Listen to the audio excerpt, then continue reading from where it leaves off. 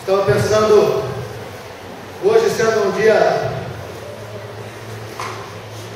de adoração a Deus, um dia de louvor ao Senhor, mas de motivo de gratidão também, de maneira muito especial, pela vida desse casal.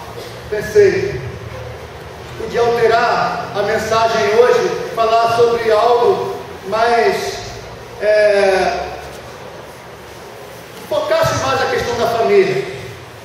Aí pensei e resolvi exatamente para o texto que nós vamos tratar, que é o texto de Marcos, porque não tem nada mais adequado para a família, e não apenas a família, mas todo o aspecto da vida, do que aprender o que é carregar a cruz. O que significa carregar a cruz da vida cristã? E esse é o tema dessa parte, dessa sessão de Marcos. Nós estamos vendo aí alguns aspectos. Marcos capítulo 8. Nós fechamos o capítulo 8 na semana passada, não foi isso? Fomos até o capítulo 9, versículo 1, mas nós vamos voltar ao versículo 1, porque na verdade nós não tratamos do primeiro versículo. Primeiro que não deu tempo realmente, e segundo que é um versículo um pouco controverso e ele só se explica à luz dos próximos textos. Então é importante que a gente comece no versículo 1, ok? Até o versículo 8.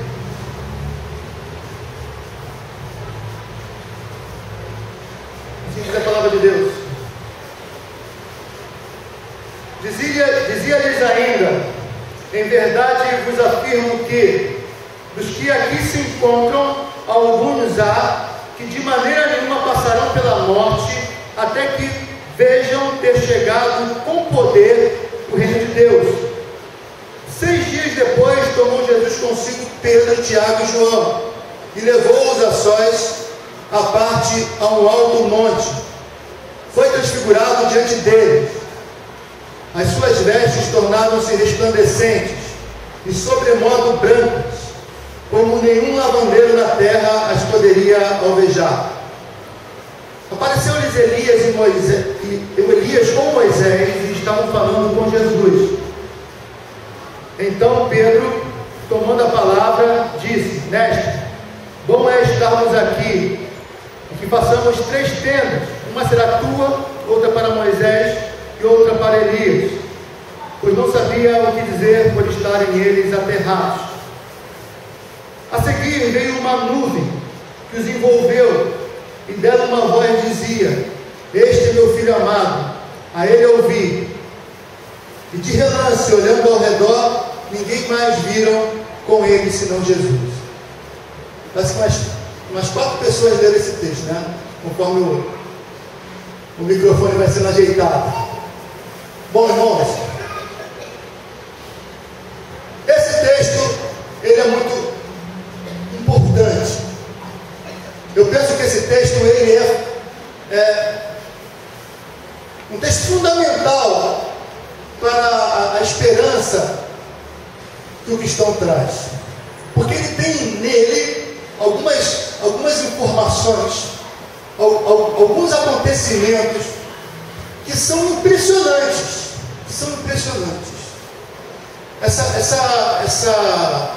esse evento da transfiguração do Senhor Jesus, essa transformação dele resplandecer, de suas vestes resplandecerem, ficarem brancas, e de repente Pedro, Tiago e João, eles veem o Senhor Jesus junto com Moisés e Elias, 2 figuras importantíssimas dentro do contexto judeu, porque Moisés foi o grande líder, o grande profeta, e Elias também o grande profeta, mas eles têm uma representação muito especial, porque Moisés representa a lei, e Elias, como o maior dos profetas, ele vai representar os profetas. E quando a Bíblia fala a lei e os profetas, ela está se referindo justamente às escrituras como um todo.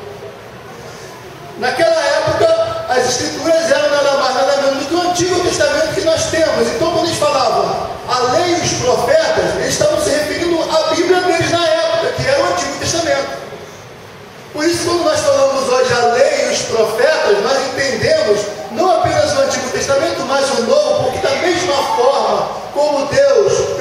Espírito revelou e inspirou homens para escrever o texto que está lá no Antigo Testamento, também revelou e inspirou homens para escrever o texto que está no Novo. Isso nós aprendemos até hoje na Escola Bíblica Dominical. E algo interessante da profundidade desse texto, porque nós vamos perceber que não existe doutrina e não existe ensino da palavra de Deus que você diga assim: essa fase está no estágio inicial da fé cristã, e o outro texto que você vai dizer é o seguinte: não, essa parte é uma parte que compete apenas às pessoas mais experientes, etc.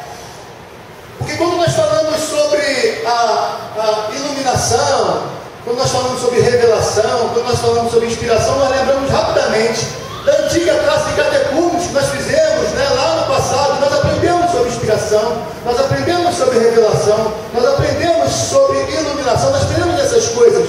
Mas conforme você estuda esse texto, você vai perceber que essa é uma mensagem tão importante para hoje, e que esclarece tantas coisas, e que é algo tão claro nas nossas vidas. Ao mesmo tempo que você vai ver que o apóstolo Paulo escreve uma epístola aos Romanos, e essa epístola que ele escreve aos Romanos, e que é uma epístola que muitas pessoas consideram todo o evangelho resumido ali, né? E ao mesmo tempo muitos consideram profunda demais, eles consideram até difícil de entender.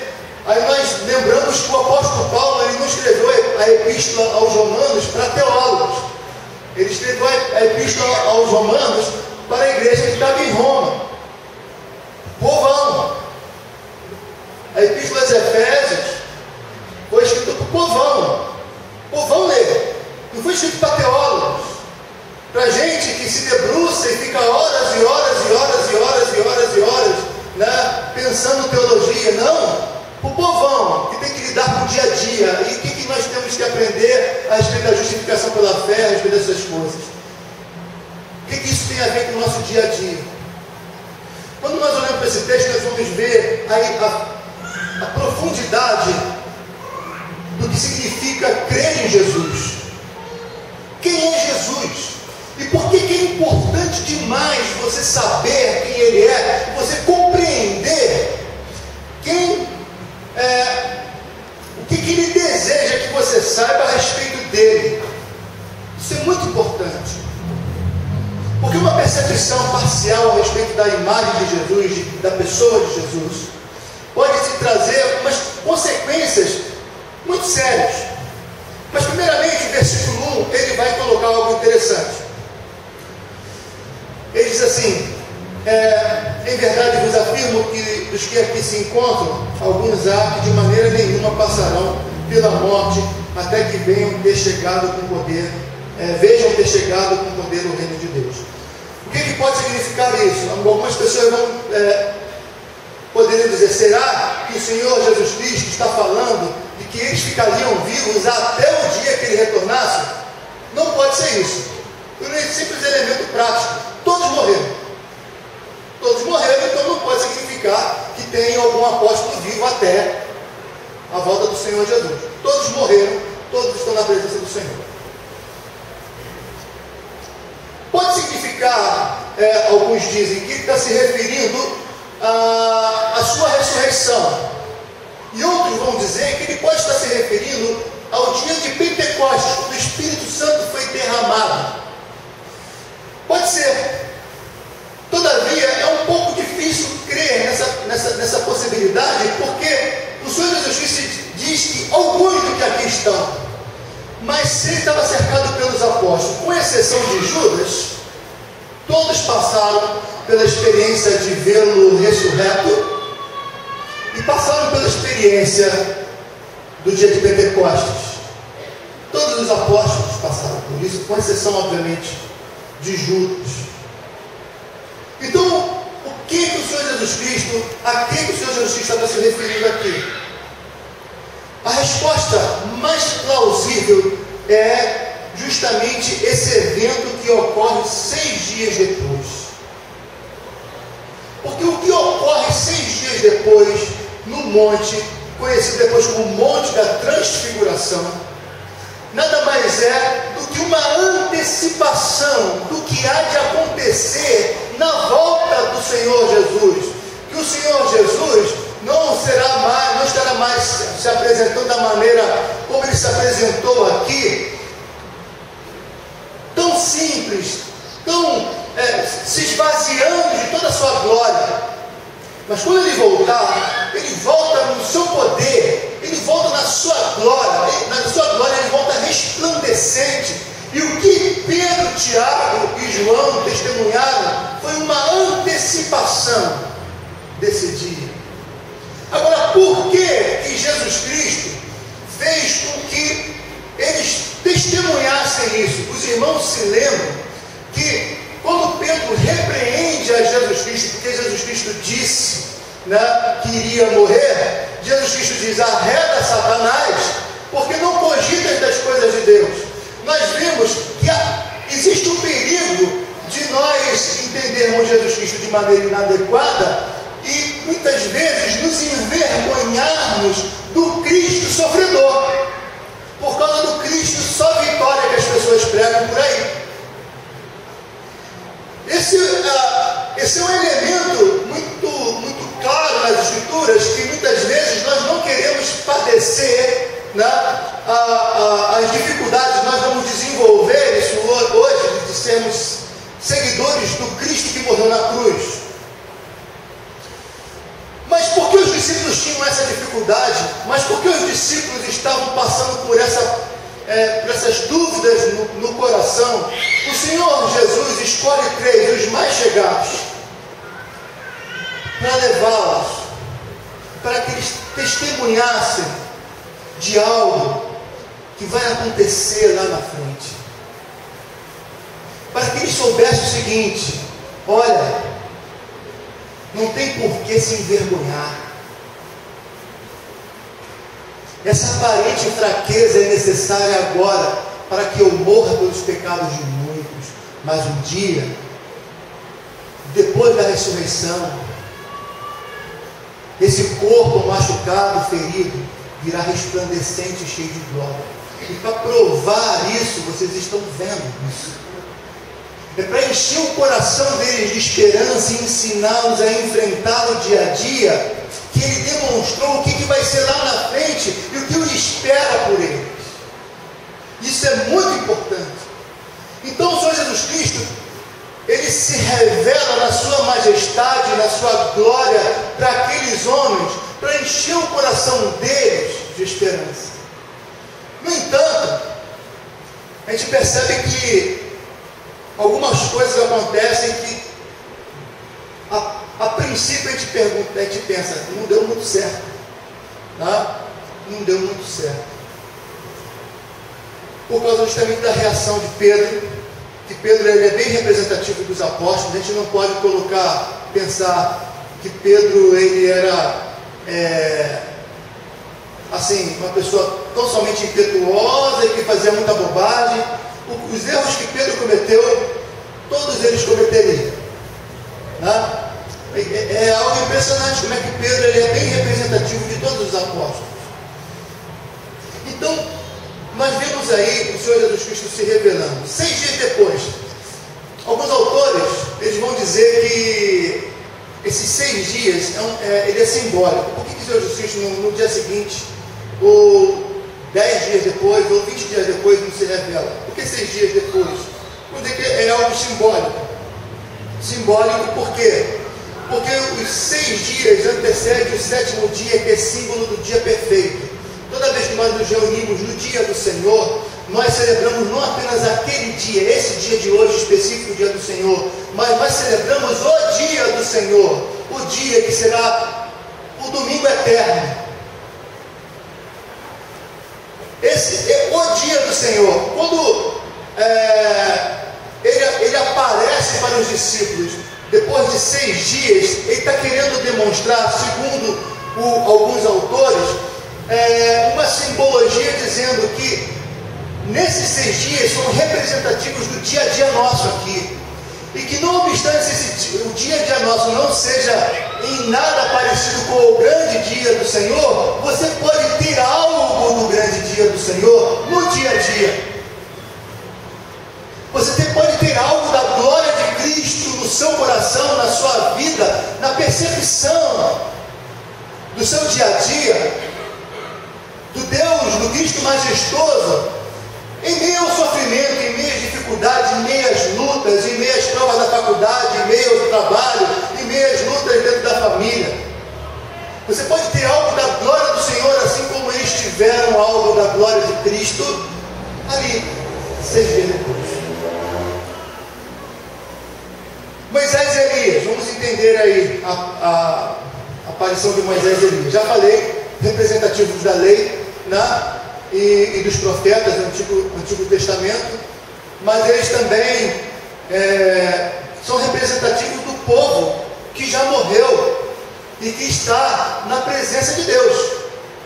E quando o Senhor Jesus Cristo ele defende a ressurreição diante dos saduceus, ele vai dizer que Deus não é Deus de mortos e sim de vivos.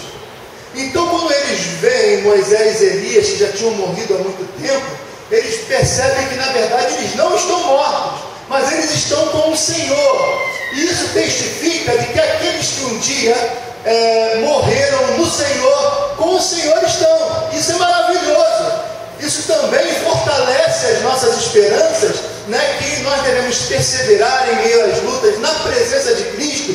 Nós devemos sim carregar com orgulho a nossa cruz, com perseverança, porque Cristo um dia nos levará à sua presença e voltará e nos trará com Ele, porque nós nunca mais deixaremos de estar na presença do Senhor.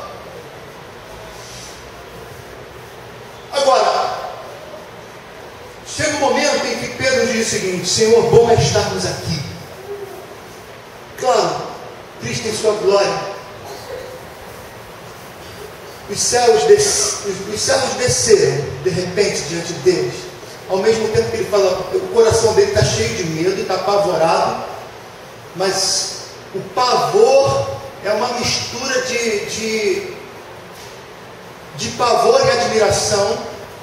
Porque apesar de apavorado, ele quer ficar ali. E ele diz assim: vamos fazer uma tenda para ti, uma tenda para Moisés, uma tenda para Elias. A prova de que ele não compreendeu ainda. Primeiro que ele igualou os três. Ele igualou uma tenda para um, uma tenda para o outro, uma tenda para o outro. Isso é muito representativo. O que significa isso? Significa que a percepção que Pedro tinha a respeito de Jesus era a percepção popular, o que o povo diz a meu respeito, mas ele não tinha dito que era o Cristo. Mas nós vimos que a percepção do Cristo de Pedro foi uma percepção baseada numa interpretação equivocada. Quando ele iguala Jesus a Moisés e iguala Jesus a Elias, ele está dizendo que Jesus é um dos profetas.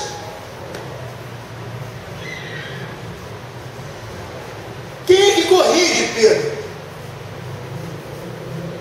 Jesus corrige Pedro? Não. De repente uma nuvem desce e enche aquele lugar. E uma voz poderosa diz: este é o meu filho amado, a ele ouvi. O que Deus Todo-Poderoso está dizendo para Pedro, Tiago e João? Corrige a sua mentalidade. Aqueles dois falam desse. É a ele que você tem que ouvir. Ele que é meu filho amado. Ele. E quando aquela nuvem desaparece, quem está diante deles é o próprio Jesus. Não está mais Moisés, não está mais Elias. Deus está dizendo: você tem que olhar para Ele. Esse é quem eu enviei. quem está cumprindo os meus propósitos. Aqueles dois representam as Escrituras, e as Escrituras falam dele. E o Senhor Jesus Cristo vai dizer em João capítulo 5, não é isso? Examinai as Escrituras, porque julgais ter nelas a vida eterna, e são elas mesmas que testificam de mim. O Senhor Jesus Cristo vai falar sobre isso. O Senhor Jesus Cristo, na estrada de Emaús com aqueles homens, ele discorreu sobre o Antigo Testamento, ele discorreu sobre as Escrituras, mostrando como que as Escrituras falavam de Jesus e que tudo aquilo tinha que acontecer. Queridos irmãos, a identidade de Jesus só se revela a quem percebe a obra de Jesus. A identidade de Jesus só se revela quando você percebe a abrangência da obra de Jesus. Pedro, antes desse evento, ele recriminou o Senhor Jesus, dizendo, porque Jesus Cristo disse que ia morrer, ele criticou Jesus. Mas por que Pedro criticou Jesus? Porque Jesus falou de dor, Jesus falou de sofrimento. Pedro não identificou Jesus porque ele não queria passar o sofrimento. Agora, vendo Jesus na sua glória, na sua majestade, ele continua não identificando Jesus, porque ele agora só quer a glória. Mas acontece que lá no pé do morro tem gente sofrendo. No capítulo 5, a sessão seguinte vocês vão ver, tem um garoto endemoniado. Acorda! A glória, ela é conquistada com dor. A glória do reino, as vestes resplandecentes são conquistadas com vestes terrenas que sangram.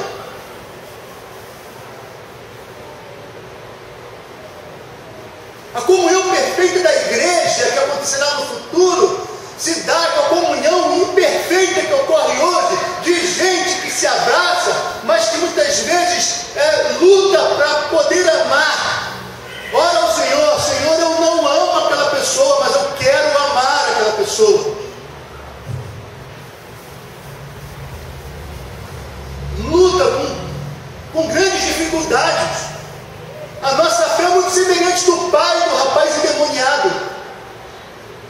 Eu creio, Senhor, ajuda-me na minha falta de fé. Mas ele não crê.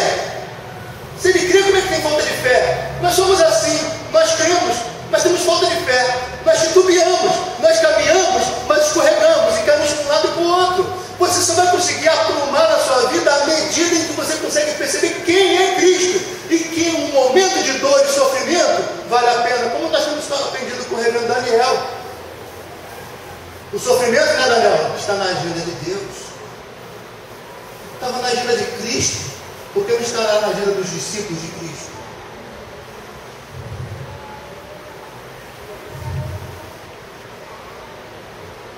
Uma visão adequada do Senhor Jesus faz-nos entender que a glória por vir é conquistada em meio a lutas presentes. O texto também faz transparecer que para antever Jesus em sua majestade em nossas vidas, precisamos ser chamados para andar junto dele. Estar atentos a que tem a nos dizer e assumir o seu projeto e o seu destino.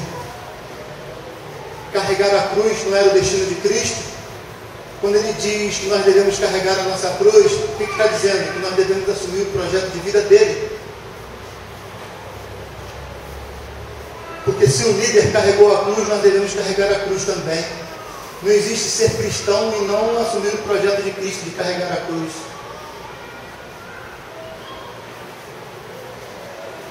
E aí nós vimos a importância da palavra, com a presença de Moisés e Elias, a presença das Escrituras. Mas aí vem Deus e fala. A nuvem é muito representativa da glória de Deus. Quando Salomão construiu o templo e ele orou ao Senhor, o templo de Salomão se encheu de fumaça, aquela fumaça a ponto de expulsar as pessoas que estavam lá dentro. Fumaça representa a glória de Deus, a presença de Deus. O que está dizendo? desceu lá do último andar e veio aqui. Sabe aquela escada de Jacó? Pois é, Deus desceu de novo aquela escada. Desceu de novo aquela escada para falar com a gente. Ele desceu aquela escada de novo quando falou no batismo de Jesus. Esse é meu filho amado, em quem me agrada. Desceu agora de novo. Ouçam meu filho, a ele ouvir. Queridos, o testemunho de Moisés e Elias aponta para as Escrituras e testifica que Jesus como Filho de Deus, que Jesus é o Filho de Deus. O texto de João 5,39 nós citamos e examinamos as Escrituras. Mas a pergunta que fica é: tudo bem, mas a última fala foi Deus. Então será que agora eu preciso de uma revelação especial, diferente das Escrituras, para acertar a minha vida? E aí, esse ponto é maravilhoso, irmão, sabe por quê? Porque a gente pensa, a princípio, que Pedro, Tiago e João não aprenderam nada com aquela experiência maravilhosa. Isso não é verdade. Eles aprenderam sim. Eu gostaria que os irmãos abrissem a palavra de Deus na segunda epístola de Pedro, no capítulo 1, dos versículos 16 a 21. E olha que texto impressionante. Ele diz assim: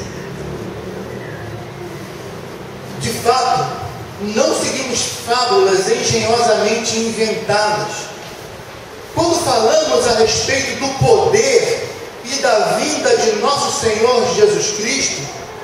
Pelo contrário, nós somos testemunhas oculares da sua majestade.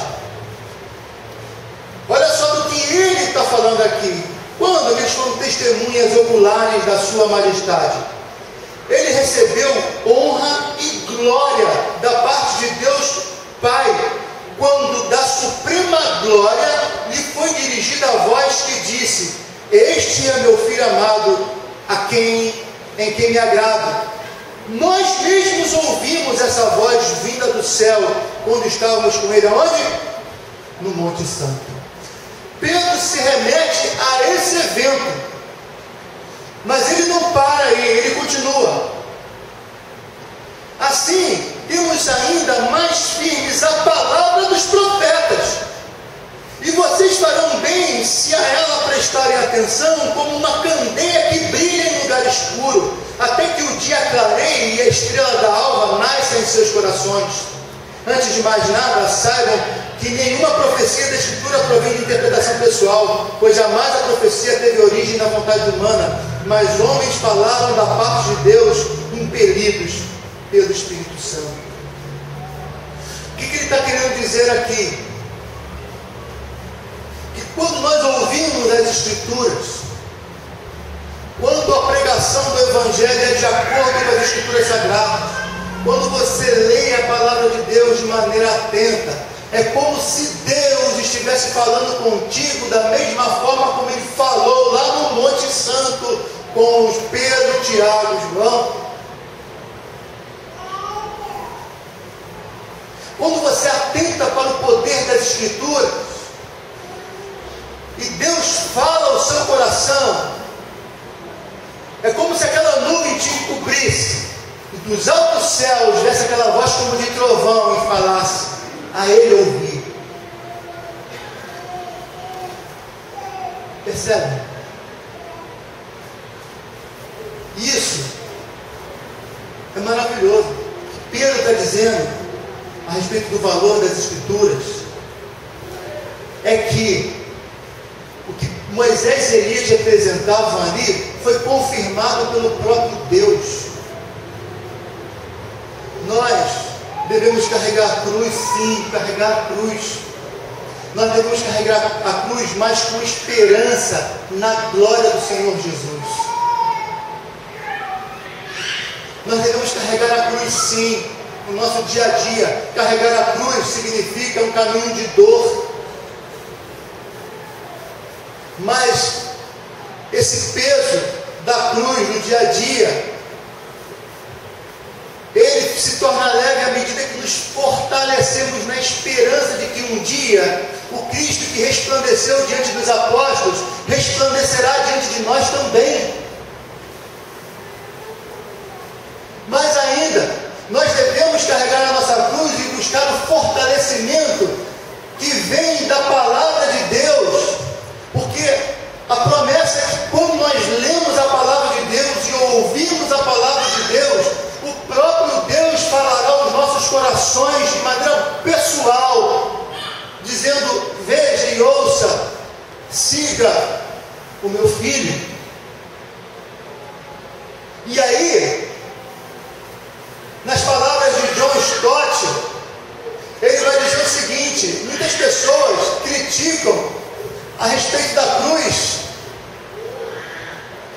Muitos crentes dizem que nós não devemos usá-lo na cruz, porque a cruz, ela é símbolo de maldição, a cruz é maldita, e de fato é. Se você for nas escrituras, a cruz é maldita, e é justamente aí que John Stott vai dizer que quanto mais maldita ela é, mais gloriosa ela é para o crente, porque nós devemos estar lá. E à medida em que essa cruz está vazia, significa que o Senhor Jesus enfrentou essa cruz por nós e venceu a morte. E por isso a nossa cruz, que de forma alguma tem o mesmo peso da cruz de Cristo, há de fazer-nos um povo mais firme, um povo mais santo, um povo mais dedicado, um povo vencedor. E por que essa palavra ela é de maneira muito especial, adequada para a vida em comum no casamento? Porque viver a dois não é fácil. A vida a dois não é simples. Eu me lembro que quando eu comecei a namorar a Nádia, né, a gente botava aquela roupa, a melhor, né, botava aquele perfuminho, batia lá na porta, o senhor ali com aquela cara de bravo, né? Cheguei, estou na área, hora de namorar, de 8 às 10. Só que 10 horas ia embora. Ele não é uma bênção? Ele é uma bênção. Mas depois ela casou com o sujeito. E aí, não estava perfumado todos os dias. E aí, os defeitos começaram a aparecer. E quando, onde não havia cruz nenhuma, começou a aparecer. E ela carrega isso há 20 anos.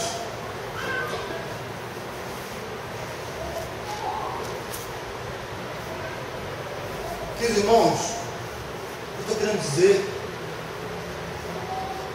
é que não existe organização, instituição nenhuma, nobre, família, igreja,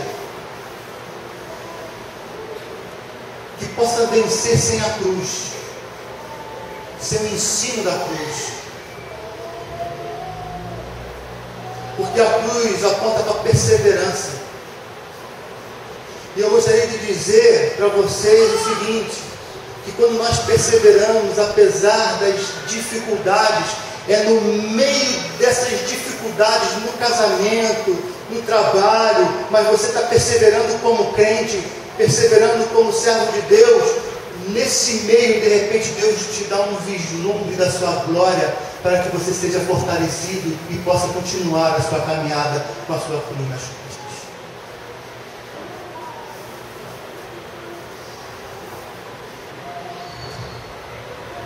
Você não pode conquistar o reino sem lutar contra as forças do anti-reino, que operam na família, que operam na sociedade, de todas as outras formas. E eu queria fechar com um texto bíblico que diz assim, 2 Coríntios, capítulo 4, nos versículos de 6 a 15, diz assim: porque Deus que disse, das trevas resplandecerá a luz, Ele mesmo resplandeceu em nosso coração, para a iluminação do conhecimento da glória de Deus na face de Cristo. Temos, porém, este tesouro em vasos de barro, para que a excelência do poder seja de Deus e não de nós. Quem está dizendo? Nós somos o vaso de barro, nós somos frágeis, nós quebramos, mas acontece que Deus, na sua misericórdia e no seu caráter incompreensível, Ele colocou esse tesouro em nós. Não dá para explicar. O Evangelho, ele diz assim: em tudo somos atribulados, porém não angustiados, perplexos, porém não desanimados, perseguidos, porém não desamparados, abatidos, porém não destruídos, levando sempre no corpo o morrer de Jesus, para que também a sua vida se manifeste em nosso corpo, porque nós que vivemos somos sempre entregues à morte por causa de Jesus, para que também a vida de Jesus se manifeste em nossa carne mortal. É no morrer de Jesus, no dia a dia, que nós vamos ter a vida de Jesus, a glória de Jesus, de modo que em nós opera a morte, mas em vós a vida, tendo porém o mesmo espírito da fé, como está escrito: eu criei, por isso é que falei. Também nós cremos, por isso também falamos, sabendo que aquele que ressuscitou o Senhor Jesus também nos ressuscitará com Jesus e nos apresentará convosco, porque todas as coisas existem por amor de vós, para que a graça, multiplicando-se, torne abundantes as ações de graças por meio de muitos, para a glória de Deus. Ações de graças que teremos hoje. Ações de graças que temos todos os dias, quando percebemos a mão poderosa do Senhor no nosso meio.